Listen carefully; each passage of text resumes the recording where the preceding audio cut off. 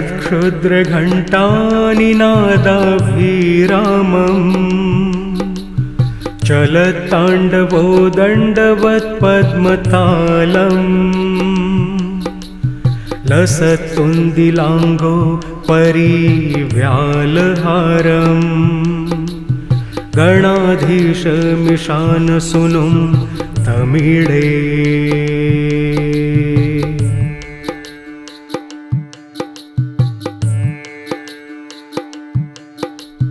ध्वनिध्वंसवीणालयोल्लासी वक्त्रम् स्फुरच्छुण्डदण्डोल्लसद्विजपुरम् गलद्दर्पसौगन्ध्यलोलालीमालम् गणाधीशमिशानसूनुं तमीडे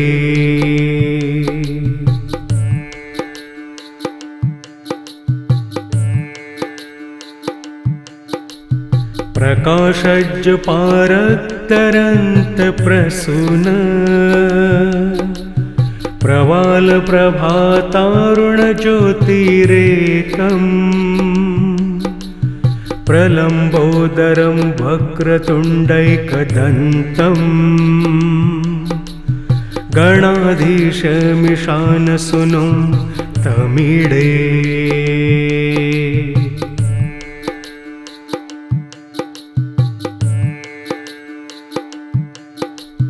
विचित्रस्फुरद्रत्नमाला किरीटम्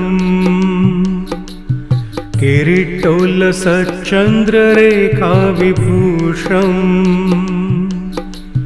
विभूषैकभूषं भवध्वंसहेतुम्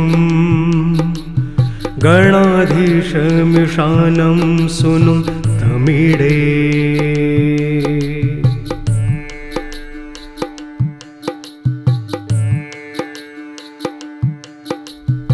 उदञ्चद्भुजावल्लरीदृशमूलो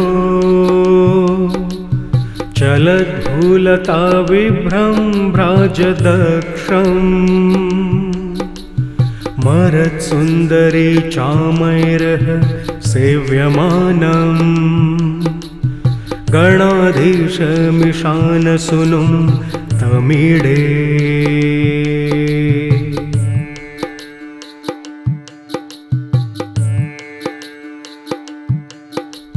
स्फुरन्निष्ठुरालोलपिङ्गाक्षितारम् कृपाकोमलोदारलीलावतारम्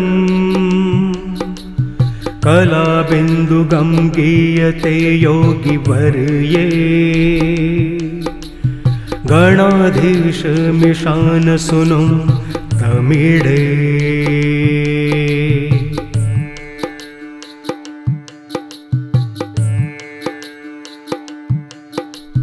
यमेकाक्षरं निर्मलं निर्विकल्पम् गुणातीतमानन्दमाकारशून्यम् परं परमोङ्कारमान्मायगर्वम् वन्दिति प्रगल्भं पुराणं तमीडे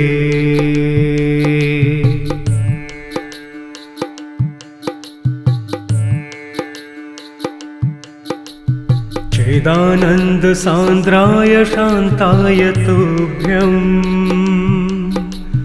नमो विश्वकर्त्रे च हर्त्रे च तुभ्यम्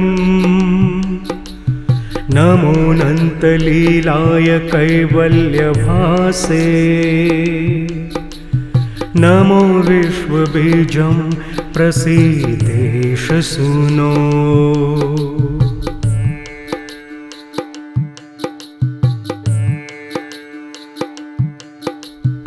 इमं संस्तवं प्रातरुत्थाय भक्त्या पठेद्यस्तु मर्त्यो लभेत् सर्वकामान् गणेशप्रसादेन सिद्ध्यन्ति वाचो गणेशे विभो दुर्लभं किं प्रसन्ने।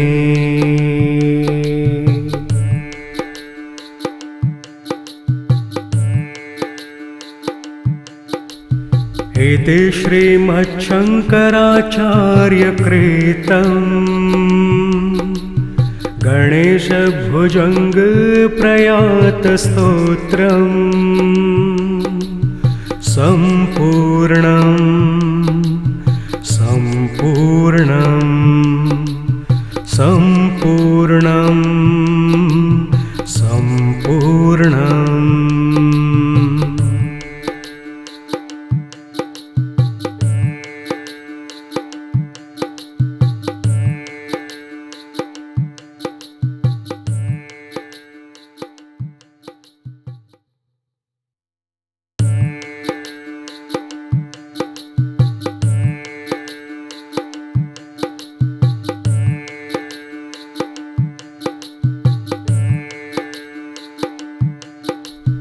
रणक्षुद्रघण्टानिनादाभिरामम् चलत्ताण्डवो दण्डवत्पद्मतालम्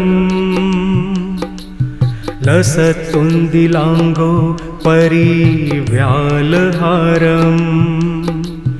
गणाधीशमिशानसूनुं तमीडे।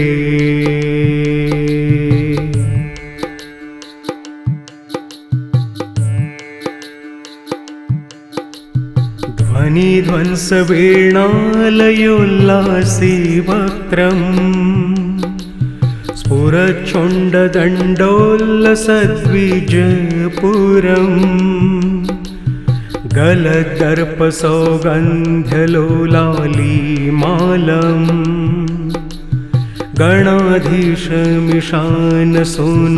तमीडे।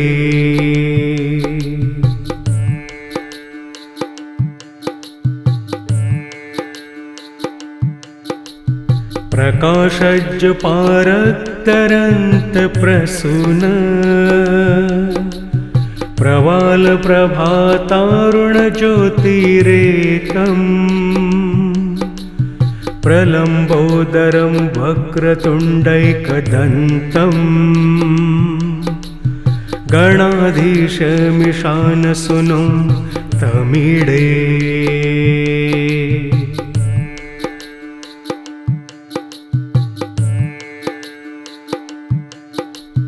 विचित्रस्फुरद्रत्नमाला किरीटम्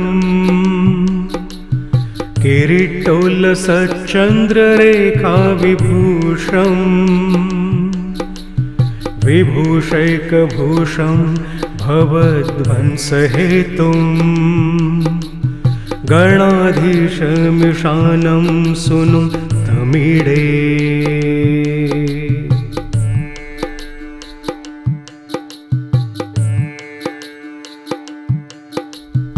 उदञ्चद्भुजावल्लरीदृशमूलो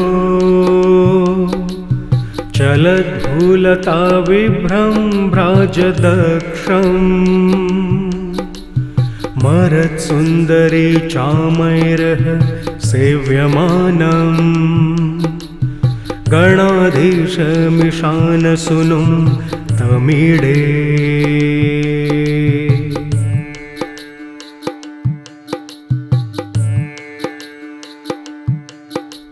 स्फुरन्निष्ठुरालोलपिङ्गाक्षितारम् कृपाकोमलोदारलीलावतारम् कलाबिन्दुगं गीयते योगिवर्ये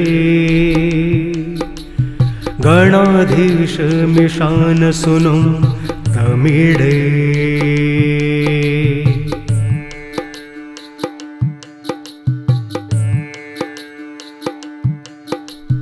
यमेकाक्षरं निर्मलं निर्विकल्पम्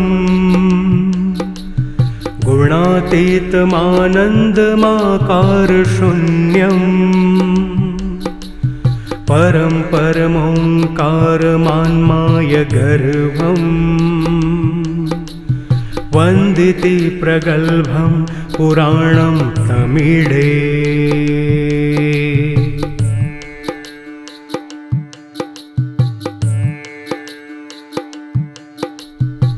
चिदानन्दसान्द्राय शान्ताय तुभ्यं नमो विश्वकर्त्रे च हर्त्रे च तुभ्यं नमोऽनन्तलीलाय कैवल्यभासे नमो विश्वबीजं प्रसीदेश सूनो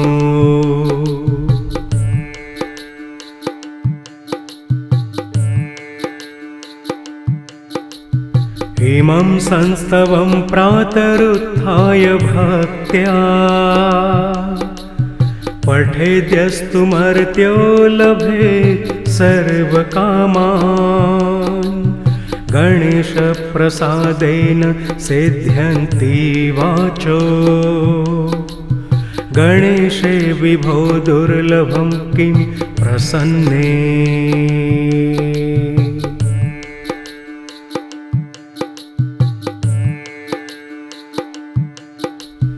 इति श्रीमच्छङ्कराचार्यकृतं गणेशभुजङ्गप्रयातस्तोत्रम् सम्पूर्णम् सम्पूर्णम् सम्पूर्णम् सम्पूर्णम्।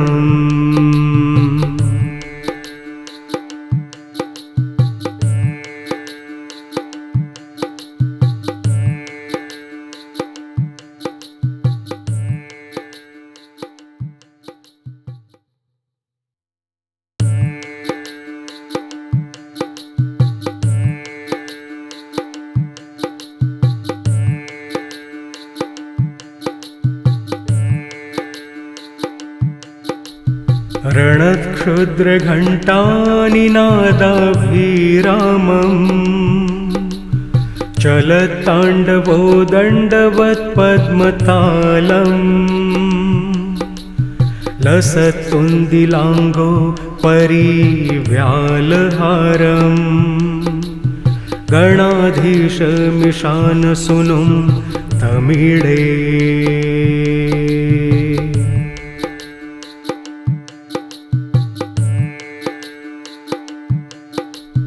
ध्वनिध्वंसवीणालयोल्लासी वक्त्रम् स्फुरच्छुण्डदण्डोल्लसद्विजपुरम् गलदर्पसौगन्ध्यलोलालीमालम् गणाधीशमिशानसूनुं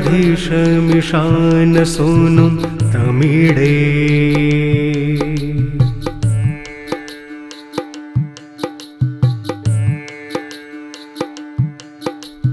प्रकाशज्जपारक्तरन्तप्रसून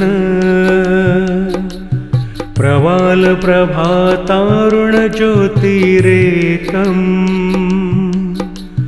प्रलम्बोदरं वक्रतुण्डैकदन्तम् गणाधीशमिशानसूनुं तमीडे